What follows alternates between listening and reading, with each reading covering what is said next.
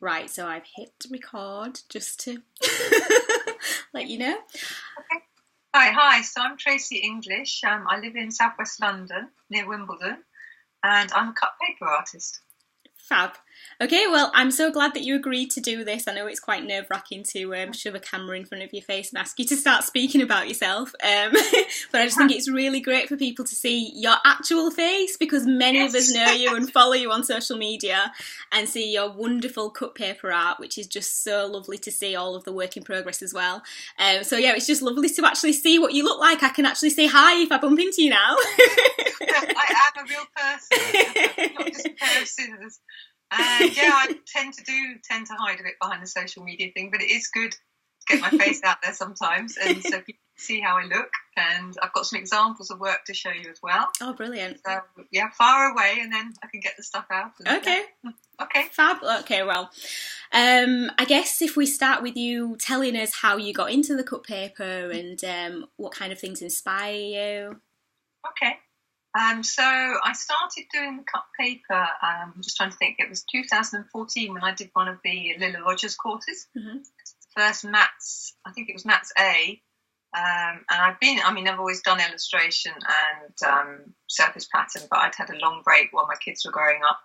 And they're teenagers now, so it was a long break. And I'd started trying to get back into it again. I was really, really struggling just to find a place and a voice and all the rest of it. So I decided to take the first Lilla Rogers course, just because there'd been lots of talk about it and it sounded great. So I enrolled on that. And I think in week 3, maybe, I felt really lost at the beginning, thinking, oh my God, people are so quite daunting, isn't it? Yeah. And I started experimenting, actually, and I started doing the cut paper. And actually I managed to find the first ones that I did. Oh, no way. And so this is how they look. Oh, it's a typewriter thing. Very rough and very scrappy. You see it there. And actually I managed to license that one into a card, which is here. Oh, wow. So that's how that, can you see that? Yeah, up just a little. And so that kind of got me thinking a little bit, really, and I was really enjoying the process. So since then, I've just been developing it, really. So I guess now it's 2.5 years, maybe. Almost 3 years. Oh, God. That's scary. But anyway, so since then, I just started trying to experiment, working away, snipping away, to where I am now, I guess. So. Do you know what's lovely? The typewriters and everything, it's still something that you could put out again today. If you put that on social media today, it wouldn't look out of place. No, actually, and I did that for Design House Greeting for the Trader Joe's store, and they've just relicensed it. So oh, brilliant! So it's going on the second round. So I guess it's been quite popular. Yeah. You often wonder how long designs will stay in circulation. I think they license things for 18 months at a time. Okay. So I guess I'm going to do its next 18 months, and then maybe it will have had enough. I don't know. You never know with things, but I guess it's still popular. And did you put that compilation together, or did they take the individual elements and do it? I put it together. I think it was the scrapbooking week on the maths course, and I put it together. So it looked like that. Okay. Anything else? They put some pencils on the back. I didn't do that. Oh, it's so cute. And inside they've got some little. So I didn't do that. I just literally did this front image. Yeah. So that's really what got me started. So yeah, it's funny. I never thought when I started that I'd still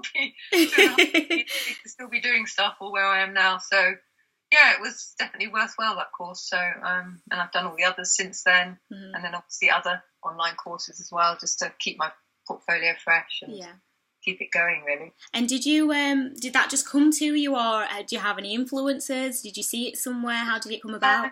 I think they saw. Actually, I had been in contact with the people from Design House Greeting before, and they had licensed one of my older designs, which they'd seen on Etsy. But that one, I think they saw it in the gallery on the Lilla Rogers gallery for the course. I think they saw it there, if I remember rightly. But I hadn't approached them again. They approached me, so. And now I've done quite a few designs for them, which normally they see on social media and get in touch, or sometimes I send things in. It varies, really. So wow, so sharing on social media really does work.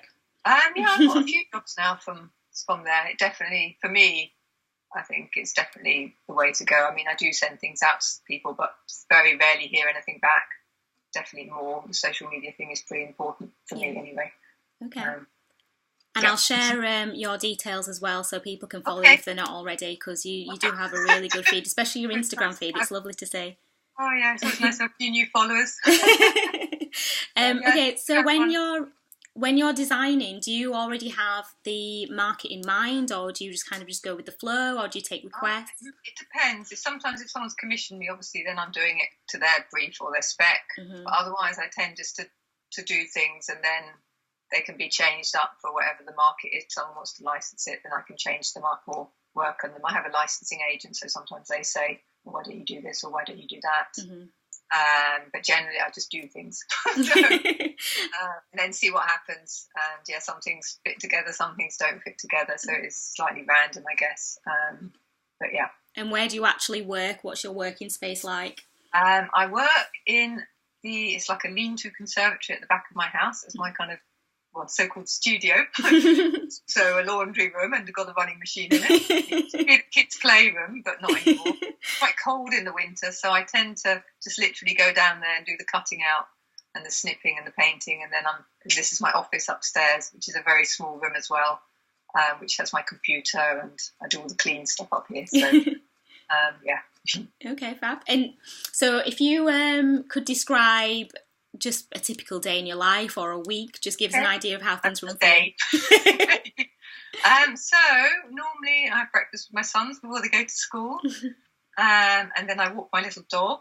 So we go for a walk for about 45 minutes, and I come back, have coffee, and then while I'm having my coffee, I do my social media stuff for about half an hour or so, maybe write a blog post, and post. I always post every day, and I normally tend to post in the mornings.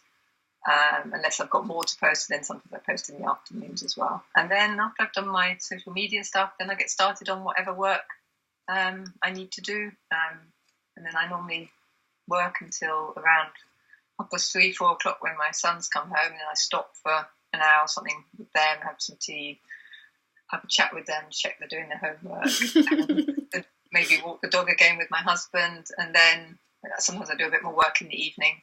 It just depends what I've got to do, really. So it's a bit disjointed, but it fits in with family life. Which is And what kind of what's the balance between your own personal projects that you're doing and commissions or licensing?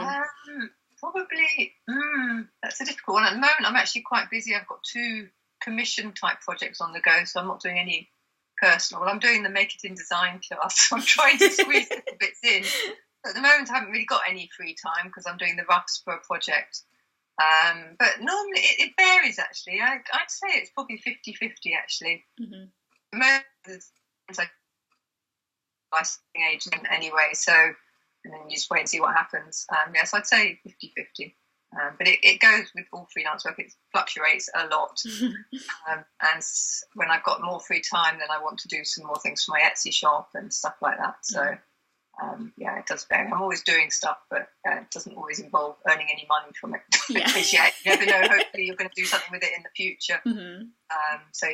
It's that juggling act, isn't it? It's a balance. There's always, there's things that are definitely going to make money and then things that potentially will in the future, so Maybe you want to do the nicer things, often the things that aren't going to make you any money, so creative things are, so really just want to do those. Or do courses, which are obviously really nice and stimulating. Okay, fab. Let's see, what else do I have for you? Okay. Could you tell me some of your favourite design projects today, and I'll share any links or anything you want to share around that as well. I have some things of those. So I can show you some things that have been printed. Came prepared. Fabulous. Some cards. I've done some cards for Calypso, which is also an American. I've just got the samples of these. There's quite a few. We did quite a few, which was nice. Various designs. Actually, I've got the artwork. It's very hard to find the artwork. I found the artwork for that card, so then you can see. Oh, nice. Oh, it's nice to see the scale that you work to. They're quite. I think when I did the other chat, people were quite surprised at how big things were. But it's so hard to cut things small. You tend to work. I mean, I tend to always work on, this is probably just above A4, but often I work on A3 size. I mean, I've only got an A4 scanner, so I have to scan stuff in bits. Oops. There was a couple of other ones that I did for Trader Joe's. Oh. And how did they start off with an idea that you had, or is it an idea that they wanted to see developed? No, they were all things that they'd seen. I'd already done them. So they were all designs that I'd either done just by myself or on a class or something like that. So, yeah, none of these were commissioned things. They're all things that they'd seen out of my portfolio. Okay. So, yeah. And where do you get your inspiration from? Where do you come up with the ideas of what you're going to create? Sometimes it's just something that I've seen online, or sometimes obviously it's the class if I do a class and they give you a brief. Sometimes it's just something I saw on a walk, or in a book or an exhibition. It just varies really. So always all over open. the place. It's always open. Inspiration. Okay. Yeah. So could you tell us a little bit about your actual design process then? So we know that you obviously cut. But I guess before that, what are the stages that lead up to that, and then how do you finish the pieces up? So first I paint the paper. I should have bought some of that. I haven't actually got any to hand, but first I paint the paper with liquid acrylics, and then I leave it to dry, obviously. And then I generally sometimes I have an idea in my head what I'm going to do, and I do a quick sketch. I do have some. Can't really show too much of these sketches, but I do have some sketches like this. But generally, I just actually cut it out and stick it down, so I can. Sometimes I do the whole design, and sometimes I do it in bits and put it together in Photoshop. So it depends on what I'm doing. Yeah. So I kind of found a couple of things. So that's kind of one that's a bit. And that was from Folio Focus actually. So that's not completely finished. Yes, I recognise that one. You recognise that? Yeah. I finished off in Photoshop, so I kind of took some more leaves from up the top and moved them down. And otherwise, you get fed up with cutting out leaves. And there's some other things. I love how versatile you are with it, because when you say cut paper, it can feel like it's quite a limiting ththing to do, but you still manage to do people, animals, scenery. Well, people are quite tricky, I have to say.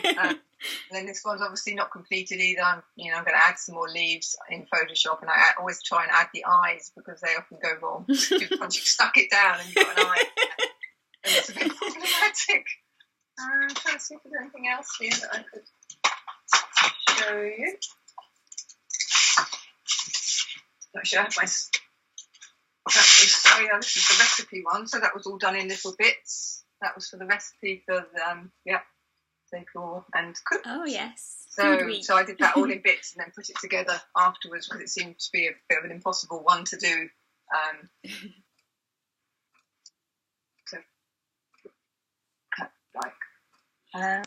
So that's great. Actually, you froze for a minute. Yeah. Okay, we're back. Do you have any dream clients that you'd still like to work with? Oh, well, plenty. Go on, name a few. See if we can make something happen. Anthropology, of course. Paper chase. Heels, maybe. Oh, yeah, there's a few. Still on my list of, wishes. I don't know, they might say wishes, but yeah. I think I'm definitely more home-based than fashion-based. So, I feel more that I'm drawn towards the home decor type market rather than the fashion. I can't quite see my stuff on fashion things, but you never know. I'm open to anything, but yeah. So if there was a ban on excessive art supply hoarding, and you were only allowed to have 3 things, what would those 3 things be? A pair of scissors. A magazine and some glue, but even if it's just a glue stick. I mean, I don't use a glue stick normally, but a glue stick would do. So that would be it. A nice magazine, has to be a glossy one. There's a glue stick. That could work. Brilliant. Okay, well, thank you so much for your time. Brilliant. It's been lovely speaking to you, and I'll definitely be sharing all of your information so people can follow you. And also, we should say congratulations, because you were one of the winners in Folio Focus as well. your wonderful work in there. Mention. Yeah, you got to mention, yeah. Thank you, Jennifer. Yeah, so it's been lovely to speak to you, and yeah, I'm totally lost for words now. I'm going to have to edit that out. Okay. I told you it would be me. Nice to meet you, and yeah, okay. Take care. Right, I'm going to hit